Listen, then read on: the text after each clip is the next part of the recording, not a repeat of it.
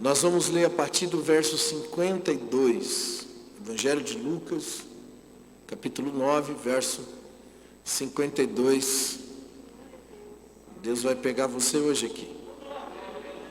Diz assim o versículo de número 52 em diante. E mandou mensageiros adiante de si, indo eles, entraram numa aldeia de samaritanos, para lhe prepararem pousada, mas não o receberam, porque o seu aspecto era como de quem ia para Jerusalém. Ou seja, Jesus estava indo para Jerusalém para adorar. Jerusalém era o centro da adoração, e eles entraram numa aldeia de samaritano. Quem sabe conhece que samaritano e judeu não se bica, né? Então, havia um conflito religioso aqui. Versículo 54. E os seus discípulos, Tiago e João, vendo isso, disseram: Senhor, queres que digamos que desça fogo do céu e os consuma, como Elias fez? Uau!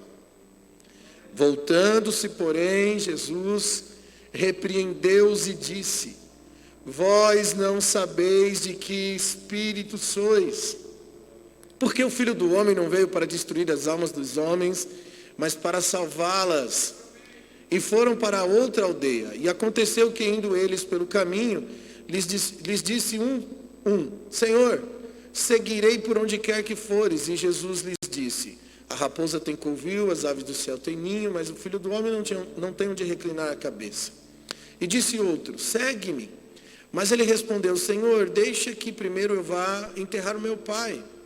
Mas Jesus lhe observou: Deixa os mortos enterrar seus mortos, porém tu vai e anuncia o reino de Deus.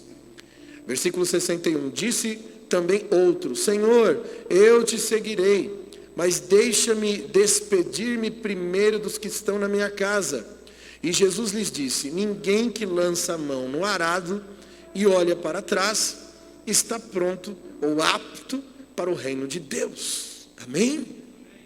Até aí, pode se assentar, fique à vontade, em nome de Jesus. Glória a Deus. Glória a Deus. Irmãos,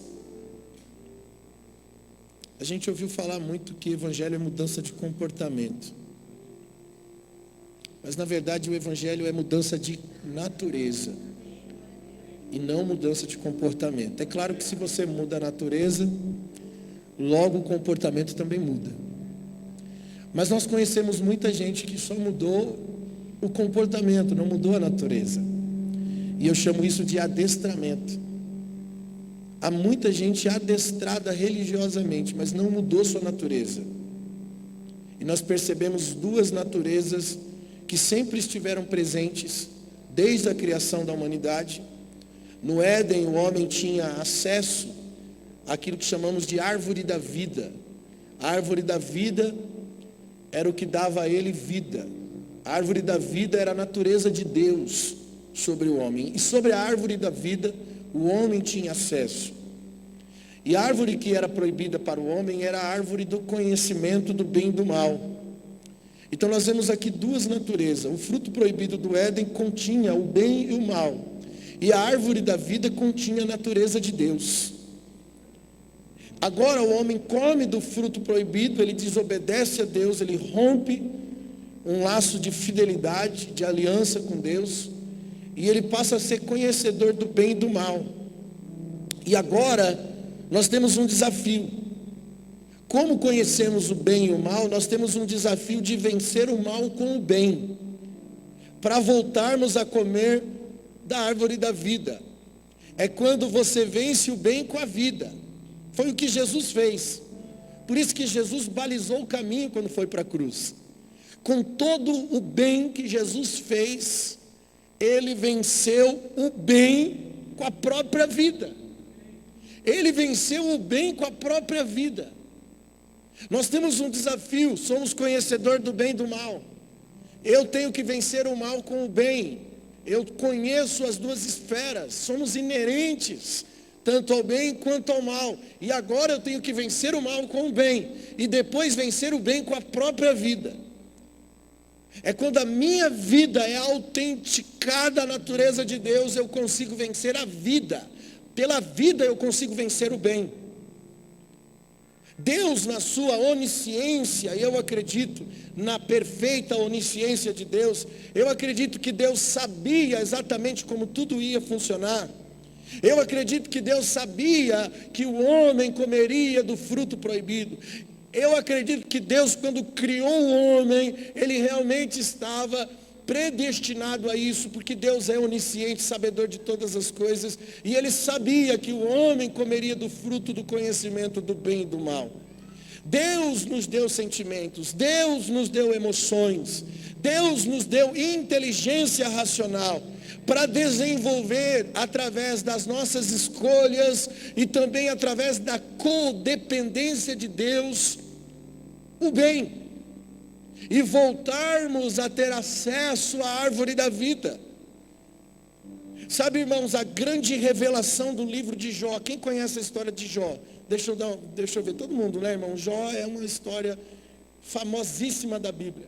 Jó, que perdeu tudo que tinha, era um homem justo, íntegro, se desviava do mal. E sempre que a gente vê alguém falando de Jó, a gente vê a ênfase na vida de Jó. A gente vê a ênfase da mensagem na perseverança de Jó, na fé de Jó. Mas na verdade, a grande revelação do livro de Jó não se trata da vida de Jó. A grande revelação do livro de Jó fala-se do anjo caído. O livro de Jó revela o que aconteceu lá nos céus a respeito dos anjos caídos e fala a respeito da criação e o propósito da criação da humanidade. O propósito pelo qual nós existimos está revelado no livro de Jó. E está claro para nós que até os anjos têm livre-arbítrio. Que está claro para nós que até os anjos são corruptíveis, porque 1/3 do céu se rebelou contra Deus. 1/3, sabe o que é 1/3, irmão? É muita coisa 1/3. 1/3 é muita coisa. Tem gente que reclama de dar o dízimo. Imagina se você tivesse que dar 1/3. Irmão, 1/3 é muita coisa. Isso significa que houve uma grande influência no céu, uma grande influência de rebelião. Quando a gente fala de céu, a gente pensa que é tudo perfeito. Mas a história do anjo caído, com 1/3 do céu, revela que até no meio dos anjos existiam conflitos. Então vem comigo, hoje talvez eu vou falar algumas coisas que vai dar um pouquinho de nó na sua cabeça, mas depois a gente desata o nó e você vai entender. Os teólogos de plantão na internet, eu sei que alguns vão me criticar, mas eu vou procurar tentar ser o mais bíblico possível. Eu acredito que todo pregador tem a sua heresia particular, né? Que a gente viaja assim, o apóstolo Paulo diz, estou delirando nas letras. Talvez seja um delírio, mas eu acredito nisso. Eu acredito que tudo que Deus fez estava pré-determinado. Eu acredito que a criação do homem tinha um propósito de ensinar os anjos, um propósito de consertar o que estava errado lá no céu, de trazer uma doutrina de fidelidade, de ajuste, de conserto. Sabe, irmãos, o fim de Apocalipse fala de uma seleção de homens e de uma seleção de anjos que venceram o mal e que reinarão por toda a eternidade com Deus. O fim de tudo isso, o término da prova, do teste, são homens e anjos reinando por toda a eternidade com Deus. Parece-me que o Criador está pintando a vida através da humanidade e através dos anjos. Então eu creio que um dos motivos pelo qual Deus criou a humanidade foi para ensinar os anjos. Imagina, teve uma rebelião no céu, agora precisa haver uma doutrinação. Porque se 1/3 caiu, se 1/3 se rebelou, quem garante que outros não se rebelariam depois? Qual foi a tática de Deus? Logo depois de tudo isso, criar a humanidade. E olha o que o apóstolo Paulo diz, porque isso não está só na minha opinião, isso também tem base bíblica. Efésios 3:8, Paulo disse o seguinte: embora eu seja o menor dos menores dentre todos os santos, Paulo diz, foi-me concedida a graça de anunciar aos gentios as insondáveis riquezas de Cristo, o esclarecer de toda a administração do mistério, que durante as épocas passadas foi mantido oculto em Deus, que criou todas as coisas. Esse mistério, olha só, fala de um mistério que foi revelado em Cristo e que ficou em mistério durante décadas passadas, e ficou em Deus esse mistério, mas agora em Deus, através da graça, através de Cristo, é revelado. Olha o versículo 10, ele diz, a intenção dessa graça, que agora, mediante a igreja, cutuca o irmão do seu lado, diga para ele, mediante a igreja, aponta o dedinho, eu e você. A intenção dessa graça, que agora, mediante a igreja, que a multiforme sabedoria de Deus se tornassem conhecida aos poderes e às autoridades nas regiões celestiais. Vou repetir, para que se tornasse através da igreja a sabedoria, a multiforma, a graça de Deus fosse conhecida para os poderes, as autoridades nas regiões celestiais. Está falando de quem? Quem são os poderes e autoridades em regiões celestiais? Os anjos de Deus, tanto caídos quanto os anjos fiéis. A igreja ensina os anjos através da graça de Deus que é revelada pela igreja. É isso que ele está dizendo. E para não ficar só na palavra de Paulo, tem uma palavra de Pedro também. 1 Pedro 1,12, ele diz assim: quando falamos de coisas que agora lhes foram anunciadas, por meio daquele que lhes pregam o Evangelho, e pelo Espírito Santo enviado do céu, olha só, vírgula, coisas que até os anjos anseiam aprender. Uau! Irmão, eu imagino uma reunião como essa, ou durante as circunstâncias da sua vida, tem um anjo com um caderninho na mão, anotando tudo. Que interessante. Olha. E agora você pode me chamar de herético. Mas é isso aqui que a Bíblia está dizendo. Coisas que até os anjos anseiam aprender. É anunciado por intermédio dos que pregam o Evangelho pelo Espírito Santo. Os nossos fracassos, os nossos acertos, ensinam os anjos. Porque Deus não quer mais uma parte do céu corrompida. E com essa tese nós até podemos pensar, poxa, então nós somos marionetes, somos menos importantes do que os anjos. Não. Olha só, irmãos, os saduceus procuraram Jesus e interrogaram Jesus sobre uma lei que havia lá no Antigo Testamento, que fala sobre o irmão ter que assumir o casamento do irmão que morreu. Pegar a esposa viúva e assumir como esposa para si. Isso acontecia no Antigo Testamento. A gente vê um caso de Er, Onã e Selá. Er morreu, Onã morreu, sobrou Selá. Teve que assumir um casamento com Tamar. Uma história toda complicada. Isso era comum antigamente. E os saduceus perguntam para Jesus o seguinte: olha, tem uma família aí que tem 7 irmãos, e o primeiro morreu, o segundo assumiu o casamento, o segundo também morreu, o terceiro assumiu o casamento, o quarto morreu, teve que assumir o casamento, o quinto morreu, chegou no sétimo, o sétimo irmão teve que assumir o casamento, então, todo mundo morreu. Aí os saduceus perguntam para Jesus o seguinte: lá no céu, na eternidade, essa mulher vai ser esposa de quem? Olha a resposta de Jesus. Mateus 22, 29. Jesus respondeu: vocês estão enganados porque não conhecem as Escrituras e nem o poder de Deus. No versículo 30 ele diz assim: na ressurreição, as pessoas não se casam e não se dão em casamento, mas são como os anjos no céu. Amém? Seremos como os anjos. Aleluia. Alguém ficou meio triste, esse pastor não vai ter casamento no céu. Não, meu irmão, aproveita agora. Case e desfruta. Tem que casar. Não pode desfrutar antes do casamento, não, senão vai para o inferno.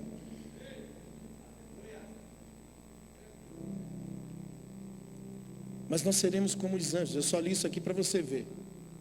Que com a queda de 1/3 dos anjos, Deus criou mais anjos. Só que na forma humana. Para que no fim do teste da vida, porque a vida é um teste, que nos atesta, nos aprova. Irmão, tem um ditado que diz assim: gato escaldado tem medo de água. A experiência traz ou não traz para a gente maturidade? Essa vida é uma oportunidade experimental. Para que você seja, lá na eternidade, diante de Deus, apto, pronto. Você está entendendo? Então, passa pelo teste. Eu costumo dizer que a vida é uma faculdade que nos promove para entrar na eternidade. A gente tem que ser promovido aqui na vida, irmãos. O lance não é ser aceito, porque aceito você já é. Deus te ama, independente do que você seja ou faça. O amor de Deus, ele não é condicional. Deus não me ama porque eu sou bom, Deus me ama porque Ele é bom. Ainda que somos infiéis, Ele permanece fiel, porque não pode negar-se a si mesmo. Sabe o que significa? Que o amor de Deus é por quem Ele é e não por quem eu sou. Então eu não preciso fazer nada para ser aceito, mas para ser aprovado eu preciso. Porque a promessa diz a respeito dessa aprovação. O teste da vida serve para isso. Você pode cair 10.000 vezes. Ah, meu irmão, o justo cairá até 7 vezes e o Senhor o levantará. Deus é um Deus de oportunidades. Ele sempre está com as mãos estendidas. A Bíblia diz que Ele não está com o seu ouvido agravado para não ouvir, e nem com a sua mão encolhida para que não possa salvar. Porque a ideia de Deus é que você possa aprender sempre, independente dos erros e acertos da vida. Eu costumo dizer que o fracasso nunca é um fracasso na vida de um lutador. É só um treinamento tático para você ir lá e ir de novo, lutar de novo, né? Esses lutadores aí de boxe, de jiu-jitsu, esses lutadores que lutam no ringue, você acha que esses caras são vitoriosos invictos? São nada, os caras apanham muito primeiro. Apanha muito, perde muito primeiro. Primeiro os caras têm que perder a orelha, ficar com a orelha descolada, de tanto apanhar na orelha. É ou não é? Primeiro os caras vão apanhar para depois aprender. Porque aí os caras vão se formando, né? Pegando agilidade, preparo, experiência. Aí o cara chega no ranking e se torna um campeão. Ninguém chega lá sem apanhar primeiro. Uma frase de Rocky Balboa: não é o quanto você bate, mas é o quanto você suporta apanhar. O filme, quem já assistiu, todo mundo conhece, né? Eu tenho que aprender a suportar as crises da vida, e olhando para Deus, o Criador, o Senhor que tem uma direção, e nessa direção todas as coisas se unem a um propósito: treinar-me, preparar-me para a eternidade. Irmão, a primeira lição de Deus para a criação foi dizer ao homem: nada subsiste desconectado de Deus. A gente sempre vai precisar correr para Deus, porque nada subsiste sem Ele. Romanos 5,12, Paulo diz: porque da mesma forma como o pecado entrou no mundo por um homem, pelo pecado também entrou a morte, que veio a todos os homens porque todos pecaram. Pois antes de ser dada a lei, o pecado já estava no mundo, mas o pecado não é levado em conta quando não existe lei. Todavia a morte reinou desde o tempo de Adão até Moisés, mesmo sobre aqueles que não cometeram pecado à semelhança da transgressão de Adão, o qual era um tipo daquele que haveria de vir. Agora está falando de Jesus. Entretanto, não há comparação entre a dádiva da transgressão, pois muitos morreram por causa da transgressão de um só, muito mais da graça de Deus, isso é, a dádiva pela graça de um só homem, Jesus Cristo, transbordou para muitos. O pecado entrou na humanidade através de um homem. Quem? Adão. E a Bíblia diz que a morte reinou de Adão até Moisés. Por que a morte reinou? Porque não existia lei. Não existia uma legislação, um mandamento. E a Bíblia diz o quê? Que a morte não foi imputada, que o pecado não foi levado em conta. Na verdade, a morte reinou, mas o pecado não foi levado em conta. Como se Deus estivesse dizendo, tudo bem, não vou levar em conta. A morte reinou, mas eu não vou imputar juízo sobre estes. E aqui, irmãos, esses homens seguiram seus instintos naturais do bem e do mal. E eles fracassaram pela sua natureza. Deus estava dizendo para eles aqui, de Adão até Moisés, vocês são incapazes, desconectados de mim. Vocês são incapazes sem mim. Agora, de Moisés até Jesus, houve a lei. A lei foi dada a Moisés. E a Bíblia diz que o ministério da lei trouxe morte. Por quê? Porque o homem provou a incapacidade de obedecer, a incapacidade de cumprir a lei. Mesmo com a legislação da lei nas mãos, o homem não foi capaz. Então, o ministério da lei trouxe morte. Aqui Deus está dizendo, vocês têm um manual da justiça nas suas mãos, vençam as suas naturezas caídas pelo conhecimento da justiça, mas os homens fracassaram, mesmo com um manual sagrado nas suas mãos. E aqui Deus está dizendo a segunda mensagem para o homem, Ele está dizendo, vocês são incapazes, desconectados de mim. Vocês primeiro são desconectados pela sua natureza, segundo, vocês são desconectados pelo conhecimento, porque a natureza de vocês é muito fraca, é muito ruim, e vocês falam mais através da natureza de vocês do que pelo conhecimento de vocês. Ninguém foi capaz de cumprir a lei.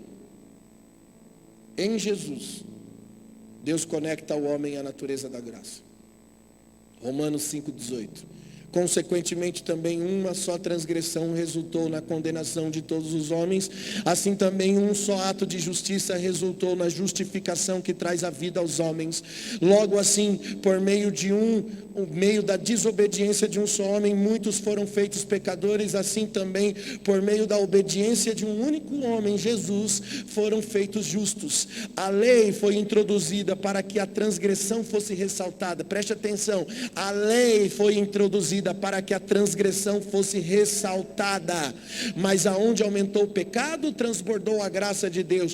Quando a lei foi introduzida, o pecado foi ressaltado. Quando a lei foi introduzida, a transgressão aumentou, porque a quem mais é dado, mais se é requerido. O julgamento de Deus sobre as nossas vidas vem pelo nível de conhecimento, não vem pelo nível de graça, vem pelo nível de conhecimento que nós temos. Nós provamos que somos incapazes pelo nível de conhecimento e que necessitamos da graça, que é a capacitação de provarmos da natureza de Deus. É isso. Colossenses 3,5 diz, assim façam morrer tudo que pertence à natureza terrena de vocês. Não, eu vou repetir para você gravar e sair daqui com esse desafio. Faça morrer tudo que pertence à natureza terrena de vocês. Esse é o nosso desafio como igreja. Segundo Pedro 1:3, ele diz: seu divino poder nos deu todas as coisas que necessitamos para a vida, para a piedade, por meio do pleno conhecimento daquele que nos chamou para a sua própria virtude.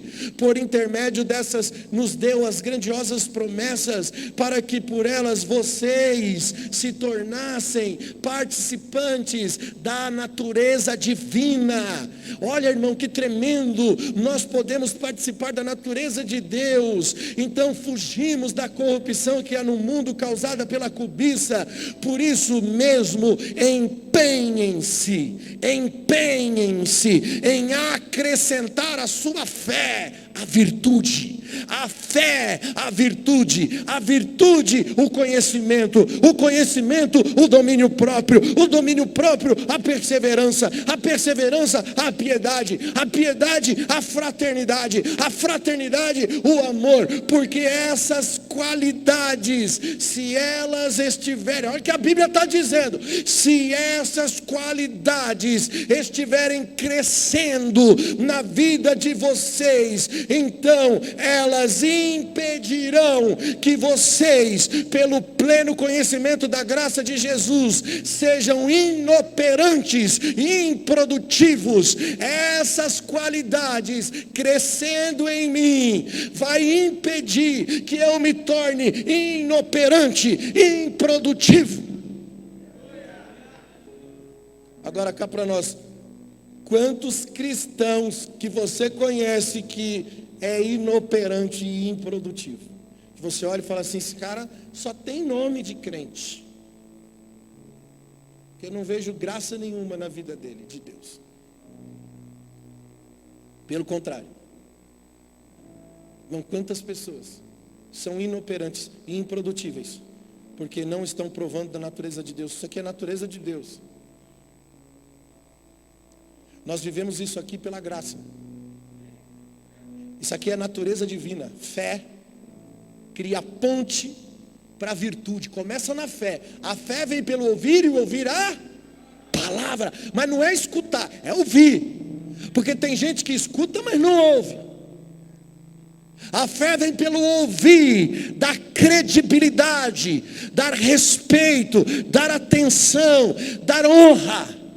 Existe temor no coração de quem ouve a palavra. Então, o que vai brotar, a primeira coisa que vai criar uma ponte é a virtude. A fé cria ponte para a virtude. E eu fiz questão de olhar no dicionário para entender cada palavra que representa a natureza de Deus. O que é virtude? Virtude é considerando correto, em conformidade com o bem. Significa excelência moral na conduta. Virtude, alguém que tem virtude, é alguém que tem uma excelência moral na sua conduta. É alguém que tem uma conformidade com as coisas do bem. A primeira coisa que a fé me impulsiona é uma atitude, é um comportamento, a mudança de natureza, logo depois a mudança de comportamento. Depois que muda a virtude, que você acrescenta a virtude cria uma ponte ao conhecimento. E o que é conhecimento? Domínio teórico, domínio prático, é uma arte, uma ciência, uma técnica. Quando você tem virtude, logo você absorve do conhecimento de Deus para a tua vida. O conhecimento cria ponte para o domínio próprio. O que é domínio próprio? É a capacidade de dominar as suas emoções, é a capacidade de dominar os seus sentimentos, é alguém que tem controle sobre o seu próprio temperamento. Sabe, por isso não cola esse negócio de você dizer assim, pastor, eu sou assim mesmo, eu sou sanguíneo, hemorrágico, colérico.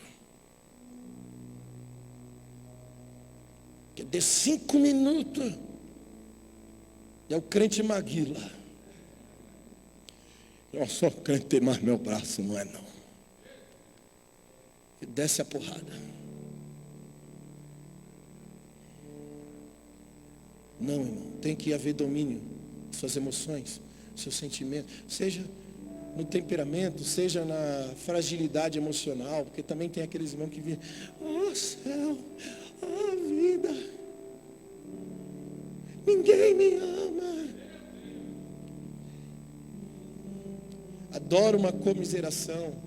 Gente, como tem gente que faz glamour em volta da comiseração. Autopiedade. Como tem gente assim, né? Às vezes dá até paura. Eu falo, gente, pastor, você não tem sensibilidade pelo sofrimento alheio. A gente tem sim, irmão, mas tem limite. Vira a página, meu filho, levanta e anda. Toma a tua cama e anda. Ei, Jesus já venceu por você. Já passou. Não fui amado. Não me deram amor, não me deram carinho. Eu fui abusado. Pastor, o senhor sabe o que é isso? Eu sei, irmão. Isso aí mexe com o psicológico. Mexe com a identidade de uma pessoa. Mas escuta aqui, eu estou falando para você que se converteu a Cristo. A graça tem o poder e a capacidade. O conhecimento cria a ponte ao domínio próprio. Se você conheceu a divindade de Deus, se você sabe qual é o plano de Deus para a tua vida, você não é mais qualquer um.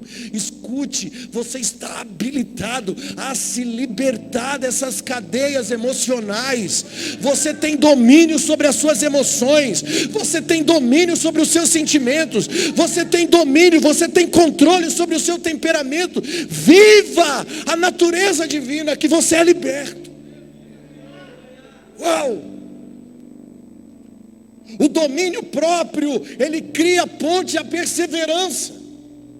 Por isso que uma pessoa em crise emocional não tem perseverança. O que é depressão? É alguém desistindo da vida. É alguém que não quer mais viver, não encontra mais razão para seguir. O domínio próprio cria ponte à perseverança. E o que é perseverança? É alguém que nunca desiste. É alguém que continua sempre. É alguém que sempre está em ação. Está sempre perseverando. Não importa o que aconteça. Não importa o inverno da vida. Ele está sempre continuando. Está sempre perseverando. Não tem tempo ruim. Isso aqui deu errado. Não, mas deu errado. Mas a gente tem um outro caminho aqui. Vai dar certo. Mas eu não sei o que. Não, ele sempre tem uma resposta. Alguém vai tentar jogar areia no seu projeto. Mas aquele que tem perseverança, ele sempre tem uma saída. Ele sempre tem uma solução. Alguém que tem perseverança tem domínio próprio primeiro, depois tem perseverança para seguir, para continuar, para se reinventar, para viver. E a perseverança cria ponte à piedade. Por quê? Porque se a perseverança é ação, a piedade precisa da ação. O que é piedade? É uma virtude de alguém que se rende a Deus em primeiro lugar e depois sente compaixão do alheio. O piedoso é misericordioso. Na etimologia, a palavra significa cumprir um dever de fidelidade e de justiça. Uma pessoa piedosa enxerga o sofrimento alheio e se move em justiça. Por isso que a perseverança cria ponte à piedade, porque é um poder de ação, e agora está canalizada, a ação de perseverar, está canalizada no lugar certo, na piedade, no sofrimento alheio, na misericórdia, se compadecendo dos mais fracos. E a piedade cria ponte à fraternidade. O que é fraternidade? A palavra fraternidade é traduzida no dicionário como afeto de irmão para irmão. É considerar irmão o outro. Aleluia! Também fala de amor ao próximo. Fala de harmonia entre pessoas. A piedade cria ponte à fraternidade. E a fraternidade cria ponte ao amor, que é o elo perfeito. Aleluia! E eu procurei no dicionário a descrição da palavra amor. Cara, eu vou falar uma coisa, o dicionário não consegue descrever amor. Eu não consegui usar nada do dicionário que fala de amor. Lá só fala de afeto, emocional, interesse. sexual, desejo, prazer. Cara, de verdade, o mundo não consegue descrever o amor. O amor é descrito na cruz. Deus é amor. Deus amou, e amou de tal maneira que deu seu Filho por nós na cruz. A única descrição do amor está na pessoa de Jesus Cristo, cara. Olha que tremendo. E esse é o elo perfeito. Não existe amor maior do que esse, aquele de dar a sua vida pelo seu irmão. E é quando chegamos aqui, nós cumprimos a natureza divina em nós. Quando você tem a capacidade de dar a sua vida pelo outro. Só que você não faz isso, você não chega aqui sem todas essas qualidades. A Bíblia diz que essas qualidades impedirão de você ser inoperante e improdutivo. Então eu vou dizer uma coisa pesada para você aqui. Se você não tem essas virtudes, você ainda é inoperante e improdutivo. O que significa? Significa, entrei para a religião, mas ainda não alcancei a excelência no reino de Deus. E agora, pastor, o senhor vai me desanimar? Não, eu quero te incentivar a entender que a sua busca a Deus tem que ser um desafio. Paulo, quando escreveu Filipenses, ele disse: não julgo que haja alcançado, ou que eu seja perfeito. Quer dizer, o cara 20 anos pregando o evangelho, agora ele continua dizendo: eu não sou perfeito, eu não alcancei, eu não cheguei à plenitude, eu estou buscando a plenitude, eu estou me esvaziando para chegar lá, para alcançar o alvo que é Cristo. Você está entendendo? Então a nossa caminhada cristã precisa ser a de reconhecer as nossas fragilidades todos os dias e ter um alvo, ter um objetivo. Se conhecer é importante, saber quem você é importante, saber para onde você vai também é importante, porque sem destino você não sabe para onde vai, você está perdido. Quantas pessoas estão perdidas, não sabem o que Deus tem para elas, não sabem para onde vão, não sabem o que fazer, não conhecem o propósito da sua existência, não sabem por que nasceu, porque existe. Gente, você não nasceu à toa, você não é fruto de um acaso, você não é só fruto de relação sexual do papai, da mamãe, ou de sei lá com quem. Eu quero te dizer, você existe por um propósito. Mesmo que a sua existência veio de algo errado, Deus não tem nada errado, cara. Deus aproveita até as coisas erradas, Deus aproveita e transforma em graça. Até onde habitou o pecado, superabundou a graça. E se você existe, se você está aqui, é porque você é um privilegiado, é alguém que faz parte da predestinação de Deus para a humanidade. Ele tem um plano na sua vida. Aleluia. E a maioria das pessoas não prova de uma nova natureza. A maioria das pessoas que estão na igreja hoje provam de um adestramento comportamental.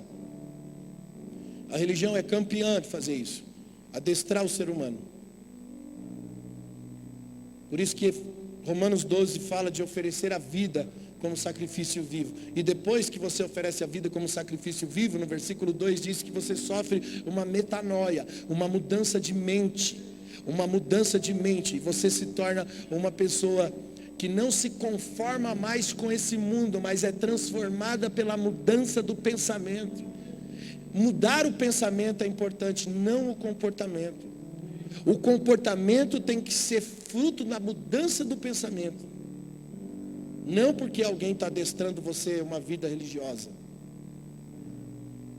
Que às vezes a gente pensa, né, porque é muito santo, muito crente, que vem para a igreja no domingo, porque põe uma roupa de crente, que está tudo certo e não está. Irmãos, oferecer a vida em sacrifício é encerrar a antiga vida na cruz. A cruz não é o começo, anota aí, a cruz não é o começo, ela é o fim do velho homem. A minha vida não começa na cruz, ela termina na cruz. A minha vida começa na ressurreição. O meu cristianismo começa na ressurreição. Quando Jesus ressuscitou, Ele forma uma nova ordem de seres humanos. E na ressurreição ele deixa de ser o unigênito para ser o primogênito entre muitos irmãos. Sabe o que significa isso? Que Jesus não é mais o único, agora existem outros iguais a ele. Ele forma uma nova ordem de seres humanos. Ele deixa de ser único e agora ele é o primeiro entre muitos irmãos. Romanos 8:2, aqueles que antemão o conheceu, ele também o predestinou para ser conforme a imagem do seu Filho, ou seja, exatamente igual a Jesus, a fim de que ele seja o primeiro entre muitos irmãos. Jesus é o primeiro entre muitos irmãos. A minha pergunta é: você é uma xerox de Jesus? Você é uma fotocópia de Jesus? Você está seguindo a natureza de Jesus? Você está sendo transfigurado a Jesus? Ou você ainda é você? Nós morremos com o primeiro Adão e ressuscitamos com o último Adão, que é Jesus. Nossos pecados foram sepultados com o primeiro Adão. E a nossa nova natureza nasce quando ressuscitamos em Cristo. Você entende a obra do batismo? Nós vamos ter batismo sábado, não é? Então anota aí quem vai se batizar. Isso aqui é importante, porque tem muita gente que só entra seco e sai molhado no batismo, e não tem mudança. O que significa, o que representa o batismo? Isso aqui que eu estou pregando para você. Nas águas tem que ficar a velha natureza, e você tem que sair de lá com uma nova natureza. Nas águas você sepulta. O batismo das águas é o sepultamento do velho homem, e você nasce ali, é uma ressurreição, meu irmão. O batismo representa uma ressurreição, e você tem que ressurgir dentro de uma nova natureza. Não é só um banho. Banho você toma em casa. 1 Coríntios 15:44 diz que é semeado um corpo natural e ressuscita um corpo espiritual. Não adianta adestrar. Tem que morrer para ressuscitar. Irmãos, o processo de ressurreição tem que acontecer de dentro para fora. Aleluia. Ezequiel 37 fala disso. O vale de ossos secos. Você percebe que o avivamento acontece de dentro para fora. Ele começa profetizando aos ossos. Ossos se juntem aos seus ossos. Pá. Nervos aos seus nervos. Pá. Carne a sua carne, pá. Depois pele, que é a cobertura, pá. De dentro para fora, vem se formando de dentro para fora. Por último recebe a vida. Porque é uma questão de nova natureza. Não é de fora para dentro, é de dentro para fora. Tem que acontecer em mim. Aleluia. Avivamento é rios de águas vivas fluindo do seu interior. No versículo 45 de 1 Coríntios 15, ele continua dizendo: assim está escrito, o primeiro Adão se tornou ser vivente, o último Adão espírito vivificante. Não foi o espiritual que veio antes, mas o natural veio antes, depois o espiritual. O primeiro homem é do pó da terra, o segundo homem é do céu. Os que são da terra são semelhantes ao homem terreno, e os que são do céu são semelhantes ao homem celestial, que é Jesus. Você sabe por que Abraão é chamado de pai da fé? Alguém imagina que por que Abraão foi intitulado pai da fé? A pessoa pensa assim: porque ele teve muita fé, né, pastor? Não é não, irmão. Não é porque Abraão tinha fé, mas porque foi a primeira revelação de Deus sobre a redenção através do seu filho. Abraão foi chamado de pai da fé porque estava dentro de um cenário onde Deus ordena a Abraão oferecer o seu próprio filho Isaque no altar. E você pode dizer: mas ele tinha muita fé, porque para degolar o próprio filho tem que ter fé. Sim, mas ele não poderia ser por isso considerado pai da fé, porque antes de Abraão tinha gente que tinha muito mais fé que Abraão. Um exemplo é Noé. Noé tinha muito mais fé que Abraão. Noé trabalhou 120 anos para construir uma arca, acreditando numa chuva. Você sabe o que é ficar 120 anos trabalhando num barco, irmãos? Num barco não, num mega navio, uma arca de madeira. Você sabe o que é 120 anos ali e as pessoas dizendo, é louco, doido de pedra. Esse cara, pela sua fé, poderia ter sido chamado de pai da fé. Abraão não, a primeira dificuldade de Abraão, meu irmão, ele pegou a escrava e fez um filho com a escrava. Ele falou, Deus, eu vou dar uma ajudinha na promessa. E esse cara não tinha fé. Não, a questão de Abraão não era a sua fé, ele não era pai da fé por causa da sua fé, mas pela revelação do propósito. E isso sinaliza para Deus, não é Abraão o pai da fé, Deus é o pai da fé. Abraão representa o próprio Deus na atitude, no cenário que ele está inserido, que significa uma sinalização profética. Isaac representa o sacrifício que é Jesus na cruz do Calvário. Irmão, tudo na Bíblia aponta para Jesus, o que significa o novo nascimento de uma nova natureza e de uma nova ordem de homens. Aleluia. Rebeca, ela recebe a visita de um anjo na sua casa, e quando o anjo chega diz assim, olha, tem duas naturezas no seu ventre, dentro do seu ventre há duas nações. Sabe o que é isso? Está sinalizando para as duas naturezas. Há uma revelação do propósito apontando para Jesus. Gênesis 25, 23 diz, há duas nações no seu ventre, dois povos que se dividirão nas suas entranhas, e diz assim, um povo será mais forte que o outro. Olha só, o maior servirá ao menor. Grave isso, o maior servirá ao menor. Quem é o maior? O primogênito. O que nasceu primeiro é o maior. Na ordem judaica, o primogênito, ele tinha a maior parte da herança, ele carregava o legado do pai. Mas aqui Deus fez uma coisa diferente, irmão. Deus deu para Jacó e não para Esaú. Deus deu para o segundo filho, não para o primogênito. Por quê? Porque há uma sinalização profética.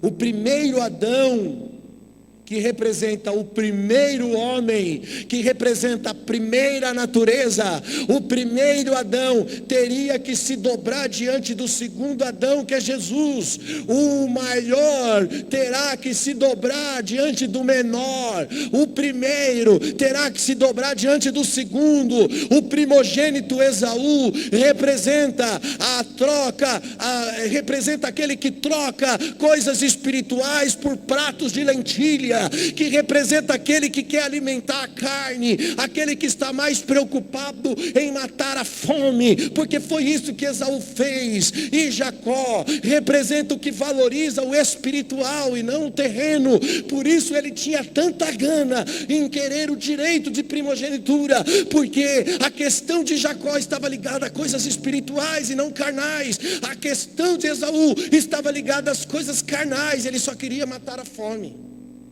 Essa é a primeira natureza. Natureza carnal. Sabe, mesmo convertidos, irmãos, nós guerreamos em nós mesmos. São duas naturezas divididas dentro das nossas entranhas. Sabe aquela palavra que o anjo disse para Rebeca? Há duas nações aí dentro de você, há duas naturezas aí dentro das suas entranhas. Nós temos isso. Nós temos duas naturezas dentro das nossas entranhas. E o apóstolo Paulo explica isso em Romanos 7:22. Ele diz, no íntimo do meu ser eu tenho prazer na lei de Deus, mas eu vejo outra lei guerreando nos meus membros, guerreando contra a lei da minha mente, me tornando prisioneiro da lei do pecado que atua nos meus membros. Ele diz, eu sou um homem miserável, quem me libertará do corpo desta morte? Mas a graça, por intermédio de Jesus Cristo nosso Senhor, que de modo que com a mente eu sou escravo da lei de Deus, mas com a carne eu sou escravo da lei do pecado. Ele está falando, cara, eu sei o que eu tenho que fazer, mas a minha carne é escrava do pecado. Há uma guerra interior, são duas naturezas guerreando dentro de mim. E até aqui parece ser normal ser assim, mas não. Paulo está pregando sobre o processo de santificação.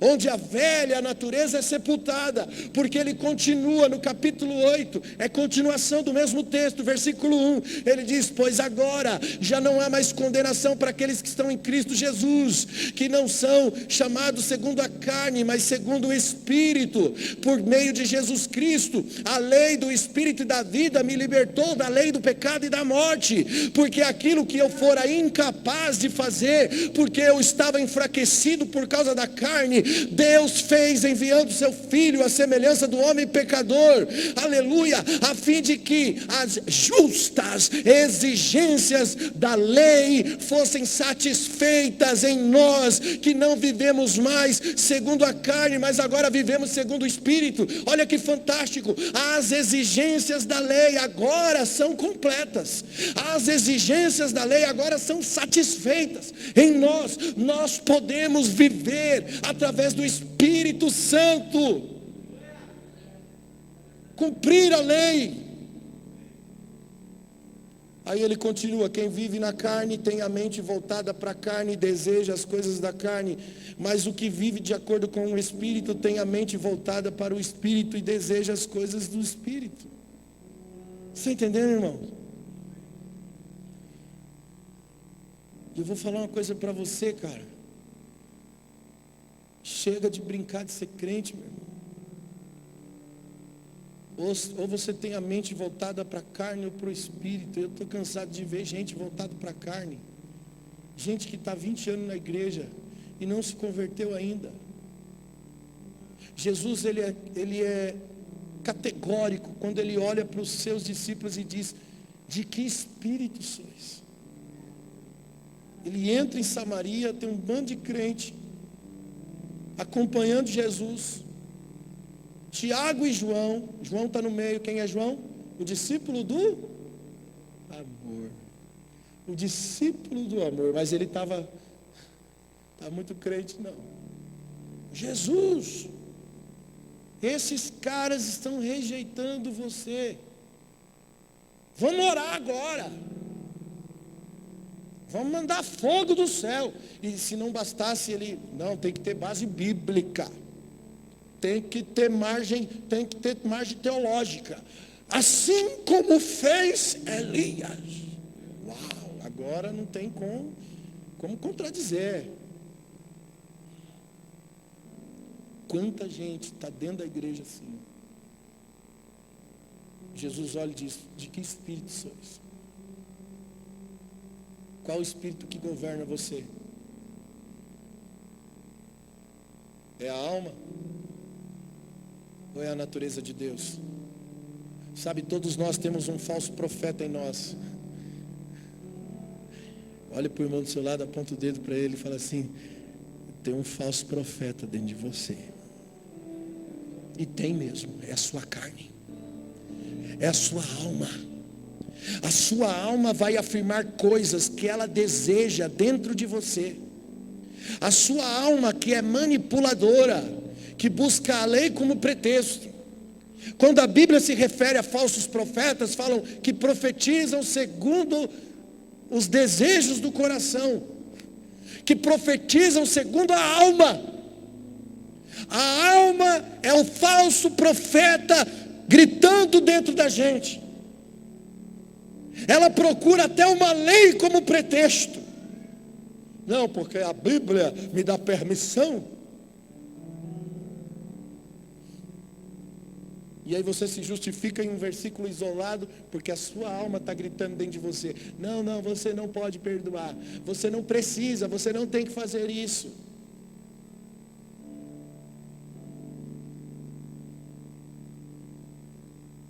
Davi no Salmo 51:6 diz que Deus deseja a verdade do íntimo, e do coração Ele nos ensina a sabedoria. Deus ama e deseja a verdade do íntimo, a verdadeira verdade, não a verdade construída pela alma, mas a verdade de quem realmente somos, intenções e pensamentos.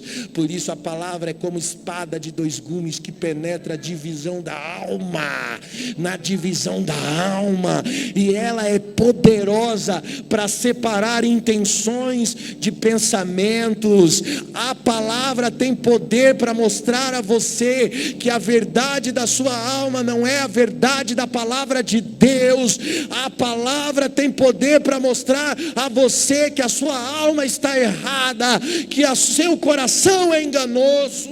A palavra tem poder. Nós temos que vencer no íntimo,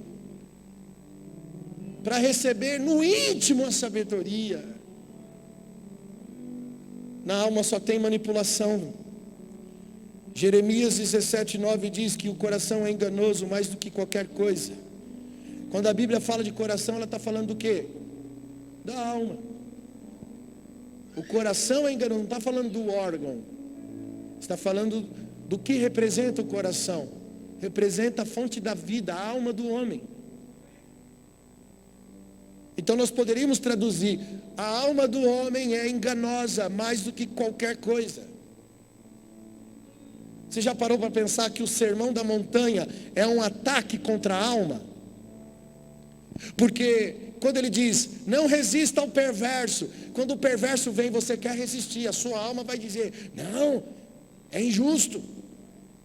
Se te ferirem na face direita, dá outra, a sua alma vai dizer, bateu, levou. É verdade ou não é? Se te tomarem a túnica, dá também a capa. A sua alma vai dizer, não, mas já está me roubando, vai roubar mais?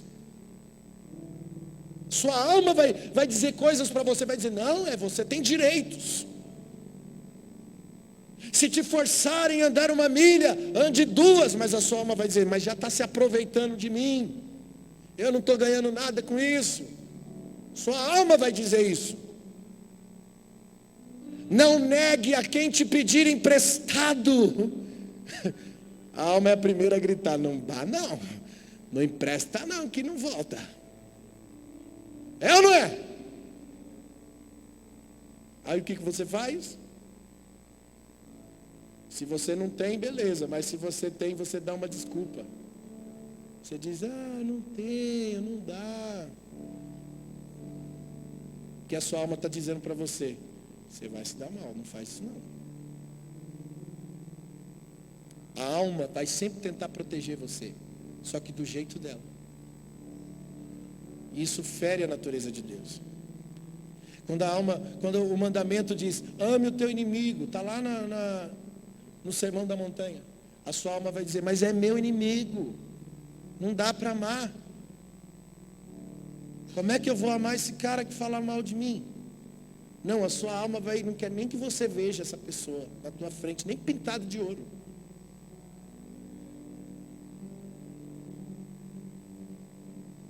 Irmãos, tudo que a nossa alma e a nossa carne quer, o sermão da montanha vem direto assim, confrontando. É um ataque à alma.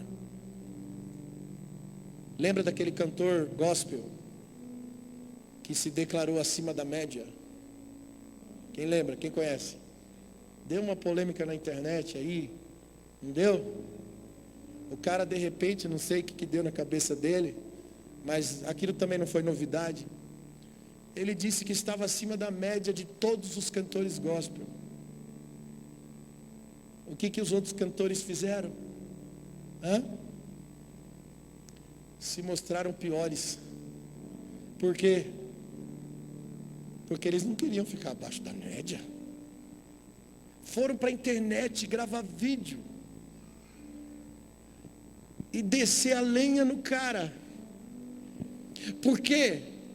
Porque eles não queriam estar abaixo da média. Eles estavam no mesmo espírito que o cara que se declarou acima da média. Não tem diferença nenhuma. Quantos evangélicos fizeram festa quando o Lula foi preso? Você não fez não, né, irmão?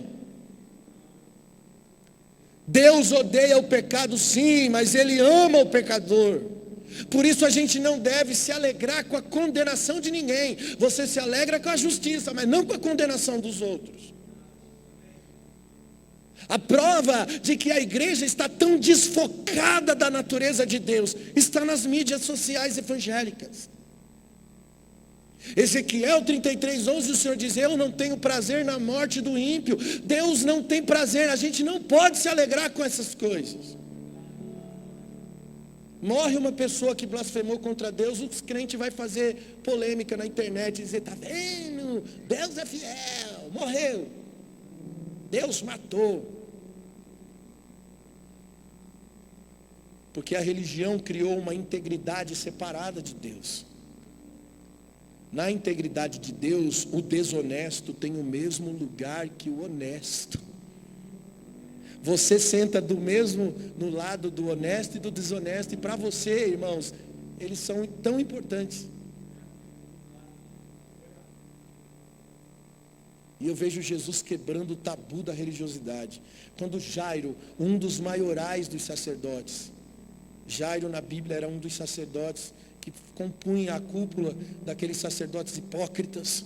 E Jairo precisou de Jesus de repente, porque a sua filha estava doente, próxima à morte. Então ele apela para Jesus, fala: vou atrás de Jesus, porque Jesus cura, né? Ele está curando um monte de gente por aí, eu vou atrás de Jesus para ele curar minha filha. E aí quando ele procura Jesus, Jesus diz o seguinte: eu vou lá na tua filha curar ela, pode deixar, vamos lá.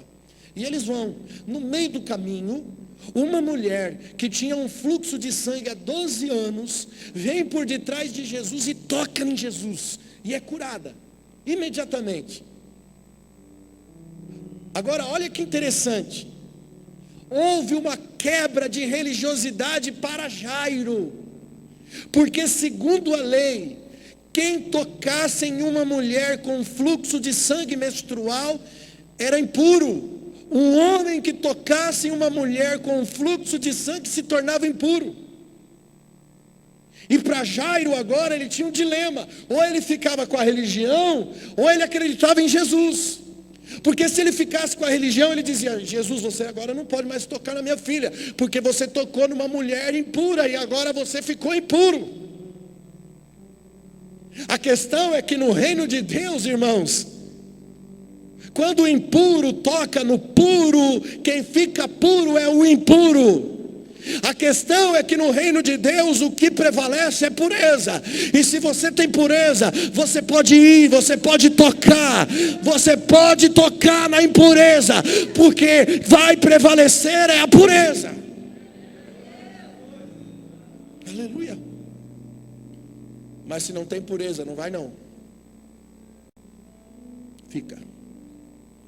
Vai buscar pureza.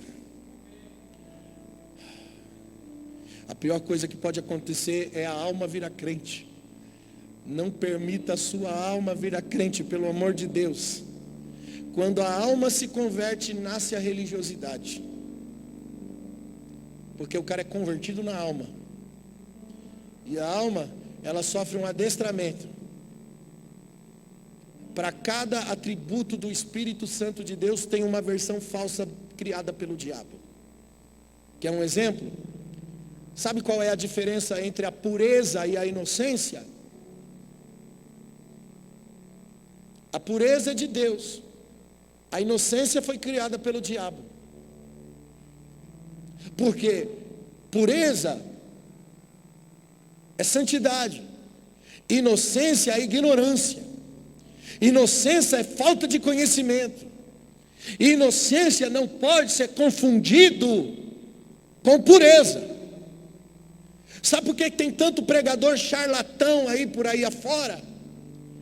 Sabe aonde eles trabalham? Eles trabalham na inocência das pessoas. Ele usa a inocência para despertar uma cobiça. Porque a inocência não é de Deus, a inocência é do diabo. Tem um ditado que diz: me diga com quem tu andas e eu te direi quem tu és. A gente já bateu muito, já falou muito sobre falso profeta que engana o povo e coisa e tal. Mas não está enganando não, irmão. Só está atraindo aquilo que o povo é. O povo segue o charlatão porque é engodado pela própria cobiça. Tem alguém pregando aquilo que a cobiça diz no coração dele. Não, é prosperidade, eu vou naquele culto. É milagre urgente, eu vou naquele culto. Porque Deus prometeu, aí tira tudo, né? Entra na fogueira santa de Israel. Bem feito. Porque você tem cobiça na alma. Ninguém te enganou. É a sua natureza caída, caindo mais um pouco. As pessoas têm uma facilidade de atrair o que elas são. Esse ditado que diz que os opostos se atraem, é mentira. Não é não. Os opostos não se atraem. Você atrai pessoas iguais a você. Sabia disso? E eu vou falar uma coisa para você, eu como pastor, às vezes a gente, assim, quando a igreja tem bastante gente, às vezes tem pessoas que não se conhecem, né? O que está aqui não conhece o que está ali e tal, mas o pastor conhece todo mundo. E às vezes, como pastor, a gente fica torcendo, gente, fulano não pode conhecer Beltrano, porque se conhecer vai dar ruim.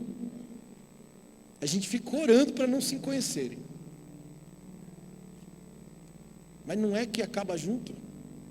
Meu Deus, parece que se atrai assim, é um imã. E aí fica o BO para a gente resolver. Não são os opostos que se atraem, não. Coisa ruim se atrai, irmão. Coisa boa também se atrai.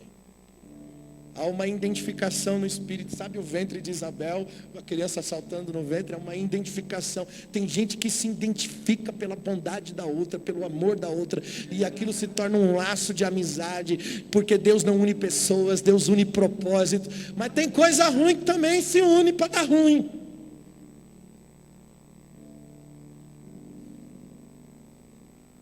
Só Deus na causa. Sabe, Marta e Maria sinalizavam duas naturezas.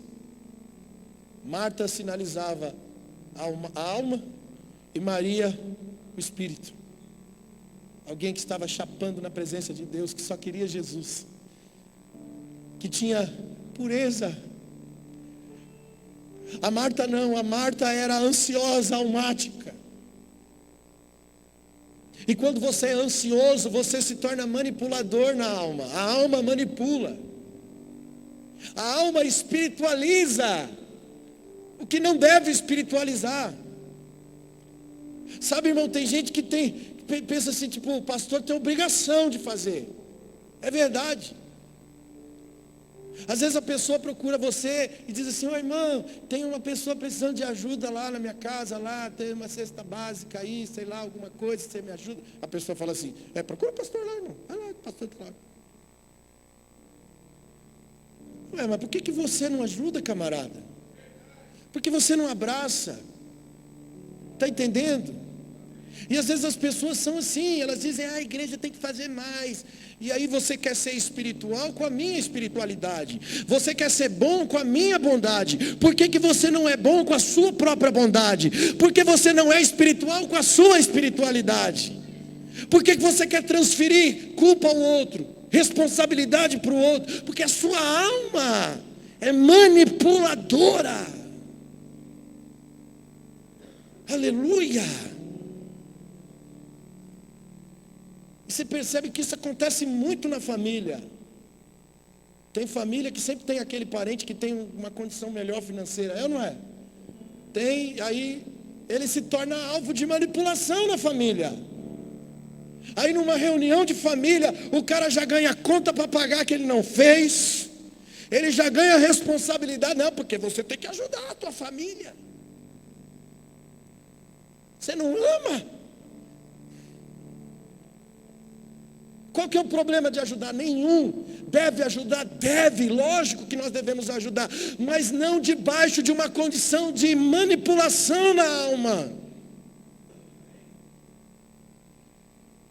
São pessoas jogando nas costas dessa pessoa uma carga emocional de responsabilidade pelo resto da família.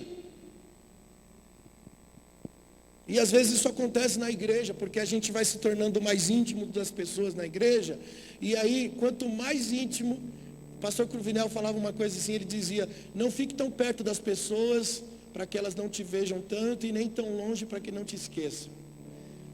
E eu falei assim, vou ficar pensando nessa frase. Mas caiu a ficha.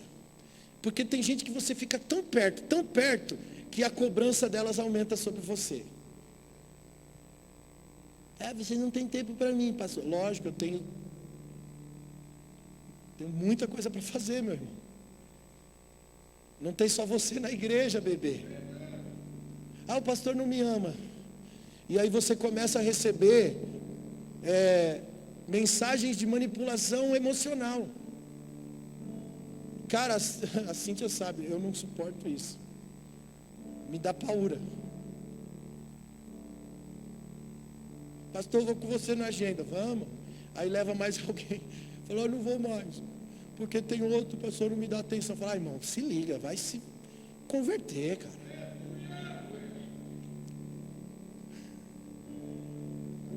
Está entendendo? Isso não rola nem num relacionamento amoroso.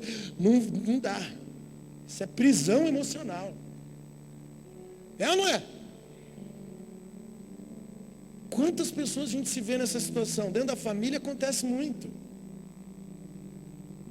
A gente não pode se tornar prisioneiro, escravo, irmão. Isso é manipulação, não é maldade. A pessoa não está fazendo por maldade. Ela é escrava da alma. A alma é manipuladora. A alma manipula.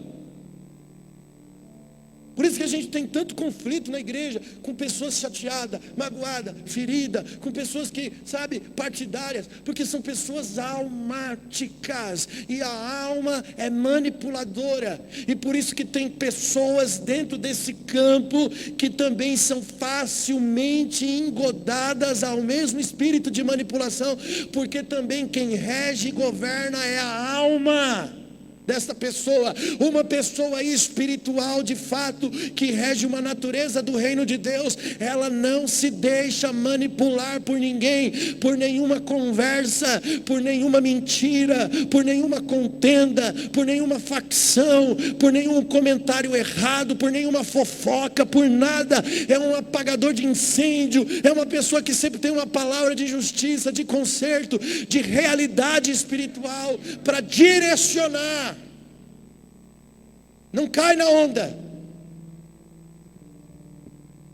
Aleluia. Sabe, irmãos, e Marta era manipuladora. Você sabe que ela mandou chamar Jesus, né? O irmão estava doente. Ela manda chamar Jesus, que meu irmão vai morrer desse jeito. Se Jesus vier aqui, ele cura. Aí Jesus vai? Ele vai ou não vai? Não. Lázaro adoeceu, mandaram chamar. Jesus vai até Lázaro, mas ele vai no tempo de Deus. Ele não vai dentro do tempo da manipulação. Ele não vai no tempo da manipulação, ele vai no tempo de Deus. E aí João 11:20 diz: quando Marta ouviu que Jesus estava chegando, o irmão já estava morto 4 dias. Quando Marta ouviu que Jesus estava chegando, o que ela fez?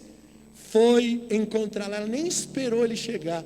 Ela ficou sabendo, Jesus está vindo. Eu vou, no meio do caminho, eu vou encontrar ele. Ela foi encontrá-lo. Mas Maria ficou aonde? Em casa. Diga comigo, Maria ficou em casa. Marta, ansiosa, foi encontrá-lo, não esperou Jesus voltar. Marta foi encontrá-lo, e quando ela foi encontrá-lo, ela disse: Senhor, se o Senhor estivesse aqui, o meu irmão não teria morrido.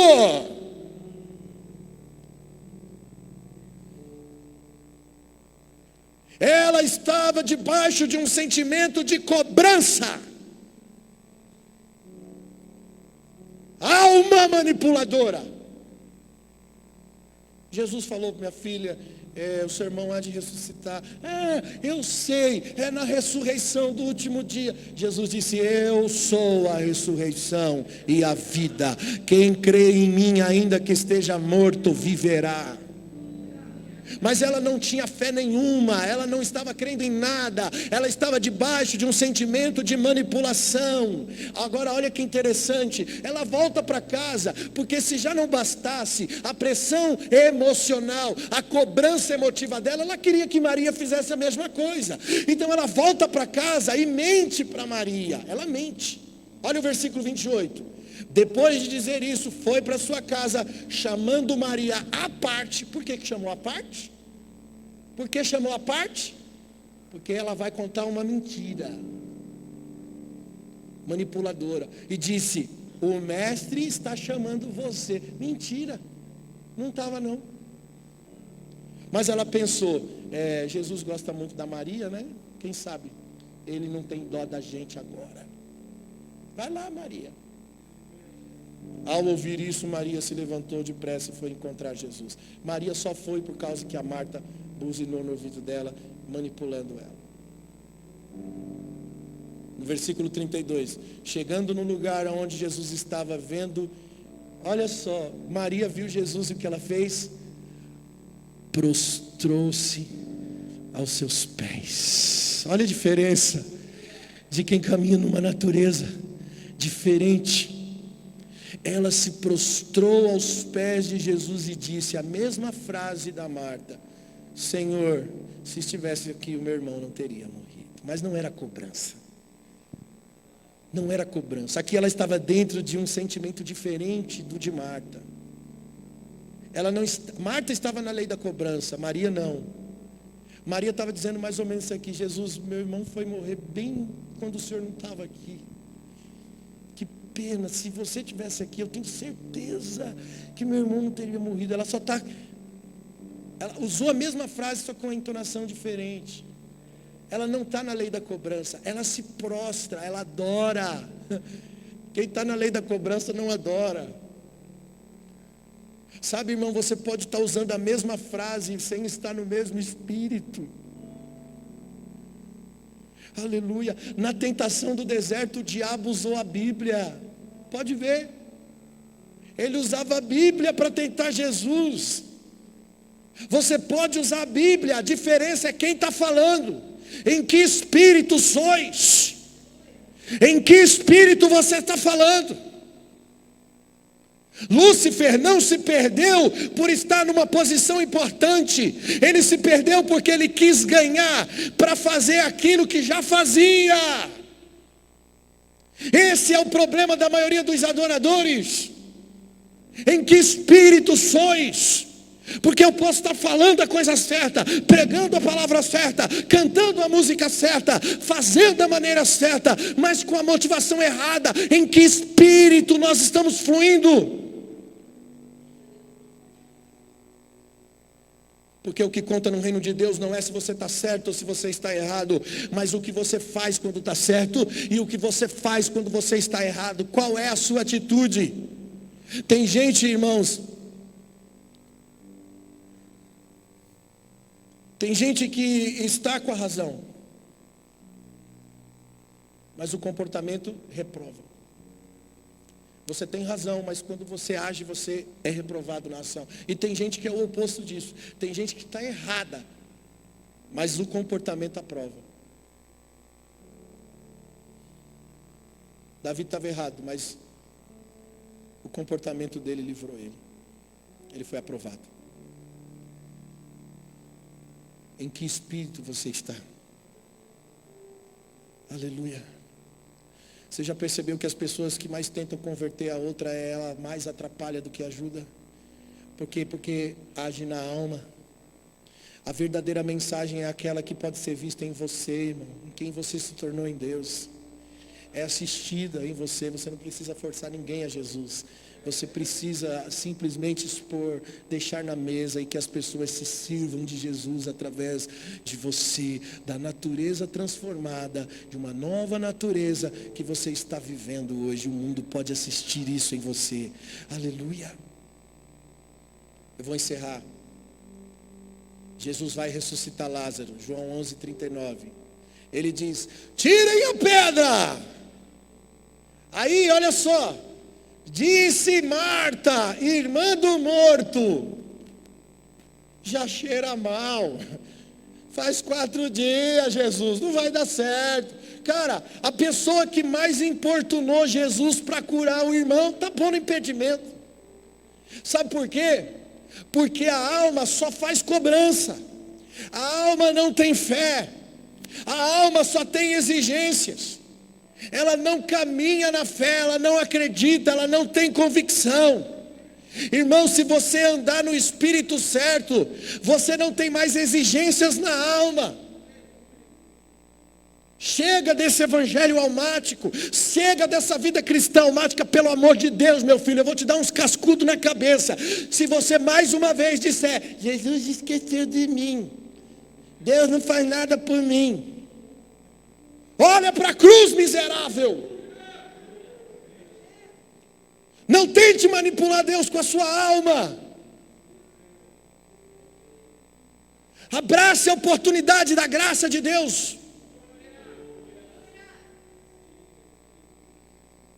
Semeia um corpo corruptível para nascer um corpo incorruptível. Não é mudança de comportamento, é de natureza. Quando muda a natureza, o Senhor deu, o Senhor tomou, louvado seja o nome do Senhor. Quando muda a natureza, Deus tem um propósito para todas as coisas na minha vida, independente de coisas boas ou ruins. Quando muda a natureza, meu irmão, você é positivamente cheio de fé.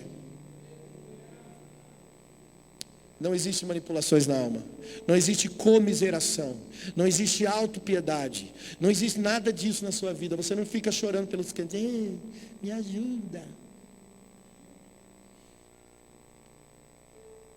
Cresça, me perdoe, se eu estou pregando uma palavra talvez dura para você, que está além da sua capacidade emotiva e racional de aplicar isso nesse momento. Talvez eu possa até estar me expressando mal e ofendendo a sua fragilidade emocional nesse momento, dizendo para você sair desse mimimi. Mas eu vou dizer uma coisa para você, essa é a palavra verdadeira que vai te ajudar a saltar, que vai tirar você da ilusão e vai colocar você na realidade. Tem coisas que nós só vamos mudar se for uma realidade. Está na hora de parar de chorar, limpar as lágrimas, olhar firme para frente, olhar fixo para o alvo, levantar e seguir. Se alguém não disser isso para você, talvez você fique lambendo feridas na alma a vida inteira. Então, me perdoe se eu te ofendi, mas talvez eu seja o único nesse momento que possa dizer a verdade que você precisa ouvir. Levanta e anda. Aleluia. Você crê nisso? Fica de pé comigo, por favor. Aleluia.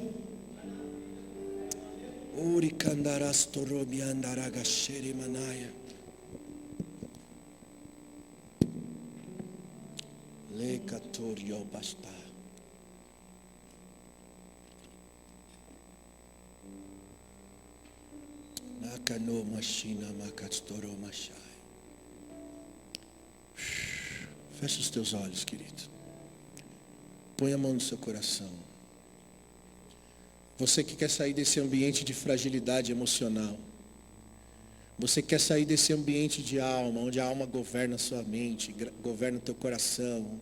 Onde você vive chateado, repressivo com a vida, com as coisas à sua volta. Eu quero orar por você. Quero orar pela sua vida, porque Deus está te chamando hoje para sair dessa alma. De que espírito sois? Ele tem uma nova natureza para você, uma nova dinâmica para você. Deus quer estabelecer em você uma nova ordem, um novo tipo de ser humano que se parece com Jesus, que enxerga o amanhã, que conhece o seu destino, que enxerga o seu propósito. Irmãos, é um novo tempo. Deus quer levantar os seus guerreiros. Eu não posso vir com uma palavra fraca. Eu não posso vir com leitinho para você mais, meu irmão. Deus quer que você cresça. Está na hora de você amadurecer e assumir um posicionamento no reino de Deus. Deus está te chamando hoje. Ele quer levantar você na face da terra, começando pela sua família, pelo seu casamento, pela sua casa, pela sua família, pelas as pessoas que te cercam à sua volta. Elas precisam assistir em você. Cristo em vós é a esperança da glória. Eu quero profetizar sobre a sua vida nessa noite, em nome de Jesus. Em nome de Jesus, levante as suas mãos e adore a Ele, e adore a Ele. Eu profetizo vida, eu profetizo graça, eu profetizo recalabastori alamandaraba xeremanai sobre a tua vida, o fogo do Espírito. Eu profetizo uma nova natureza reinando no seu coração. Eu profetizo homens e mulheres transformados. Eu determino sobre a sua vida hoje a multiforme e graça e sabedoria e conhecimento de Deus sobre a tua vida nessa noite, em nome de Jesus. Adore, adore, adore a Ele, adore a Ele nessa noite. Renda-se a Ele nessa noite. Ei! Ah! Glória a Deus! Rebastoria canarabache. Aleluia!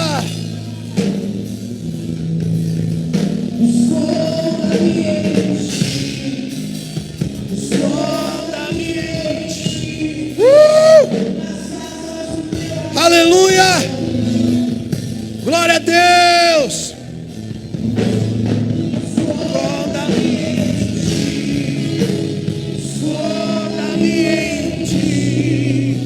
Nas asas do Senhor. Glória a Deus!